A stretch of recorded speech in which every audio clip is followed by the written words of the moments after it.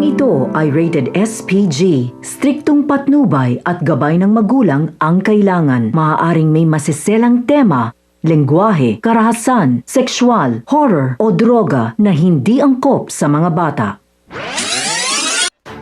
Kapamilya, ang mga dapat nating abangan sa FPJ's Batang Quiapo.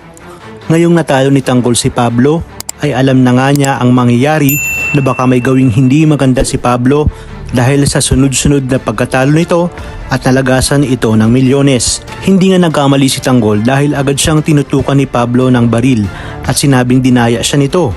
Agad namang sumagot si Tanggol na maraming nakakita at walang nangyaring dayaan.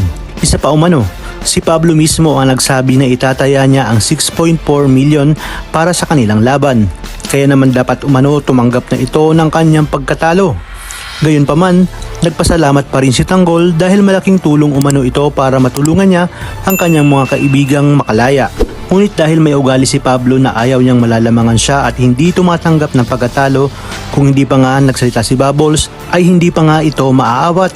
Sa kabilang banda, talagang tinuloy-tuloy na ni Lena ang kakapalan ng kanyang muka dahil uudyo kanya nga itong si Rigor na doon na siya tumuloy sa kanilang bahay.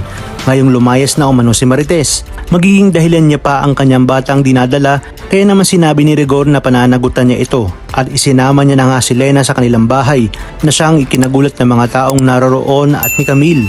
Samantala, magdurusa ngayon si Mayor Celso dahil isinakripiso niya ang kapakanan na nakakarami matapos siyang hindi sabihin sa bagong chief ng Bilibid kung sino-sino ang kasabwat ng dating si Chief Espinas tungkol nga sa mga nangyayaring katiwalian sa koreksyonal. Dapat na nga bang madaliin ni Tanggol at Bubbles na mailabas ang buong tropa at si Mayor Celso para hindi na nila danasin ang malaimpyernong pamamalakad ng bagong chief na si Duran. Sa kabilang banda, dahil umuwing talunan si Pablo ay mapag-iinitan nito sina Tinding at Noy na siyang bumukas ng gate at napansin nilang nakainom si Pablo. Kaya naman agad na kumuha si Tinding na malinganggam na tubig upang matanggal ang pagkalasing ni Ruben at Pablo. Ngunit imbis na magpasalamat si Pablo ay nagawa niya pang sumbatan si Tinding at sinabi nga na itigil na ang pakikialam nito at alam niya umanong nagsisip-sip lang ito dahil may balak ito sa kanilang pamilya na hututan sila. Dahil dito ay magigising sina Senyor Pacundo at Doña Bitina. Sinabi ni Pablo kay Senyor na natalo siya sa sugal at sisiguraduhin niyang babalikan niya ang Tanggol na nakatalo sa kanya sa bilyar dahil nga malaking pera ang nakuha nito. Na siya namang ikinagulat ni Tinding at Noy at naisip nga nila na posibleng ang kanilang apo ang tinutukoy nito at nakalaya na. Talagang kapanapanabik ang mga susunod na tagpo sa teleseryeng ito. Kaya naman sabay-sabay natin itong pakaabangan.